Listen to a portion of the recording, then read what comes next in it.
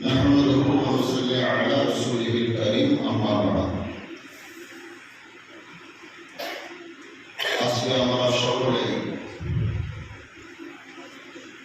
আলেম ওলামা মুফতি মুহাদ্দিস সহ বেশ কিছু সমাজের বিশিষ্ট ব্যক্তিগণ আজকে এই আলিমপুর বা আলিমাবাদ খানকা শরীফে বর্তমানে খানকা শরীফের গদ্দি নশীর হুজুর পীর কিবলা আহ্বানে সাড়া দিয়ে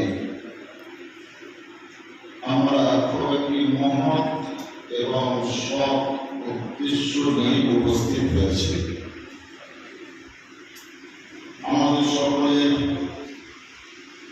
উপস্থিতিকে এবং আহ্বায়কের আহ্বানকে আল্লাহ তাআলা যেন কবুল করেন বা মঞ্জুর করেন, সকলে বলুন আল্লাহুম্মা আমিন।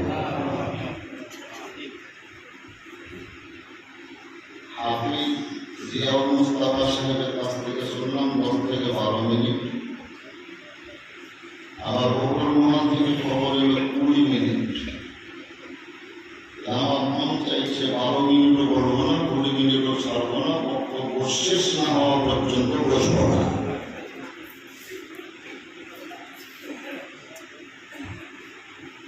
আলোচনা অন্য কিছু নয়, লম্বাটা বাঁশ দেখবেন,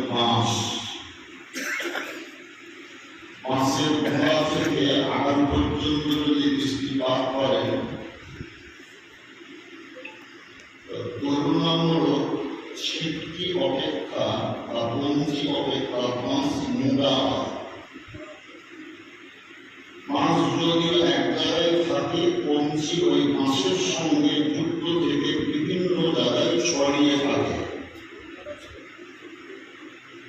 বিভিন্ন জায়গার বঞ্চি গুলাকে কেটে কেটে এক জায়গায় জড়ো করে যদি টাইট করে একাধিক বঞ্চিকে এক জায়গায় আবদ্ধ করে বেঁধে দেওয়া হয়, পরক্ষণে দেখবে ওই বঞ্চির বান্ডিল বাঁশের চাইতেও বেশি মজবুত মনে হয়। আমরা আহলে সুন্নাত ওয়াল জামাতের নক্ষত্র সদৃশ ওলামায়ে কেরাম বিভিন্ন জায়গায় মসজিদে, মাদ্রাসায়, মক্তবে, রাস্তাতে, বিভিন্ন প্রান্তে ইসলামের খিদমত অবসর আলা মাসলাকে আলা হযরতের প্রচার করে থাকি। কিন্তু কোন জায়গায় একজন আলিম অথবা মসজিদের ইমাম যদি কোন সমাজের সম্মুখে হালকা দুনিয়াবি বিপদগ্রস্ত হয়, তাহলে সেই ক্ষেত্রে সাহায্যের প্রার্থনা করলে সাহায্যকারীর সন্ধান পাওয়া যায় না, তাকে পড়াবার জন্য কেউ ছুটে যায় না। আজকে বর্তমানে যারা বিভিন্ন রাজনৈতিক মহলের নেতা নেত্রী যারা আছে, তারা হালকা যদি তাদের পায়ে পুজো লাগছে, অন্যান্যরা খবর পাওয়া মাত্রই ছুটে যাচ্ছে। কিন্তু আমাদের আলিম সমাজরা বড় বড় বিপদের সম্মুখীন হওয়া সত্ত্বেও আমরা কিন্তু যৌথভাবে তাকে উদ্ধার করার নিয়তে বা সহমতি না হওয়ার নিয়তে ছুটে যাই না, বরং দূর থেকে বলছি ঠিক হয়েছে। সহানুভূতি জানানোর জন্য ছুটে যাওয়ার লোক কম, ঠিক হয়েছে, ভালো হয়েছে, যেমন কর্ম তেমন ফল, এই কথাটি বলার লোক বহু পাওয়া যায়। যখন আমরা সকলে মিলিতভাবে সম্মিলিতভাবে এক জায়গায় একত্রিত হয়েছে, আজকে আমরা সকলে অঙ্গীকারবদ্ধ হব যে বাঁশের বিভিন্ন জায়গায় থাকা কঞ্চিগুলোকে কেটে এক জায়গায় জড়ো করে আমরা বাঁশের চাইতেও মজবুত হব এবং সেই কঞ্চিটাকে বাঁধার জন্য একটা দড়ি দরকার, আমি বলবো সেই দড়ি হিসাবে খানকার গদ্দি নশীনকে ব্যবহার করব।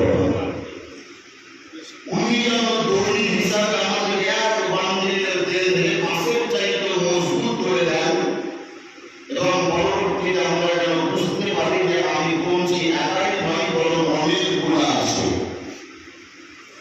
পরিশেষে বলবো কেউ যদি প্লেনের টিকিট কাটেন প্লেনে চাপার জন্য গরম দেখালে হবে না আমি প্লেনের টিকিট করেছি। ওই প্লেনের এয়ারপোর্ট পর্যন্ত যাওয়ার জন্য কয়েকটা মাধ্যম দরকার। বাড়ি থেকে যেতে গেলে আপনাকে টোটোতে চাপতে হবে, সাগরদিঘি যেতে হবে, সাগরদিঘি থেকে বাসে যেতে আপনাকে খাগড়া স্টেশন অথবা আজিমগঞ্জ কিংবা রামগড়া যেতে হবে, গিয়ে তারপরে শিয়ালদা এয়ারপোর্টে নামবেন। এখন কেউ যদি বলে আমার এয়ারপোর্টের পাশেই বাড়ি, সেগুলো কোনো যানবাহনের দরকারই নেই, দাঁড়িয়ে প্লেনে চাপবো, তবুও যদি দেখেন তো এয়ারপোর্ট বড় যুক্তি করে বা বুদ্ধি করে তৈরি হয়েছে, কেউ যেন মাধ্যম ছাড়া প্লেনে চাপতে না পারে। টিকিটে ওয়েটিং রুমে দীর্ঘক্ষণ বসে থাকতে হয়। প্লেনের টাইম যখন আসে তখন ওই কোম্পানির তরফ থেকে ওই কোম্পানির বাস এসে হাজির হয়। সেই বাসে চাপিয়ে মোটামুটি 2-5 মিনিট আপনাদের বাসে করে নিয়ে যাওয়ার পর প্লেনে চাপার সুযোগ পাওয়া যায়। আমরা সকলে আল্লাহর বান্দা, নবীর উম্মাহ, ওলি আউলিয়াদের ভক্ত, প্রেমে আসি।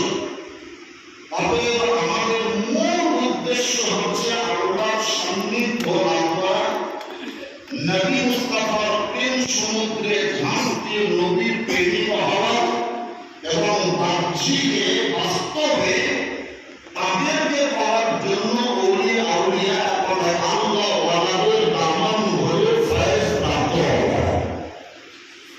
যেমন আমি সকলের নিকটে আবেদন করবো, বড় বড় বুদ্ধিজীবী ব্যক্তিগণ ওলামায়ে কেরামগণ আছেন, এনারা এই সংগঠনটাকে কিভাবে মজবুত করা যায়, কমপ্লিট করা যায়, হেভি করা যায়, কিভাবে এনারা ওই পঙ্ক্তিকে দিক দিয়ে বাঁধবেন, এই বুদ্ধি সত্তার অধিকারী যারা, তাদের নিকট থেকে আমরা মশওয়ারা নেব। তবে আমরা যৌথভাবে কাজ করার জন্য আজকের এই স্টেজে অঙ্গীকারবদ্ধ হচ্ছি। ইনশাআল্লাহ আমরা সকলেই একটা একত্রিত হয়ে নবীর প্রেম, আল্লাহর খৌফ এবং ওলি আউলিয়াদের বা মাশায়েখ বা বুজুর্গদের দ্বীনের যে তরিকা, সেটা আমরা সমাজের মাঝে ছড়িয়ে দিতে অঙ্গীকারবদ্ধ থাকবো ইনশাআল্লাহ। সকলে বলুন ইনশাআল্লাহ। এই আলোচনা দেখে আমি আমার বক্তব্যের পরিসমাপ্তি ঘোষণা করছি। আসসালামু আলাইকুম।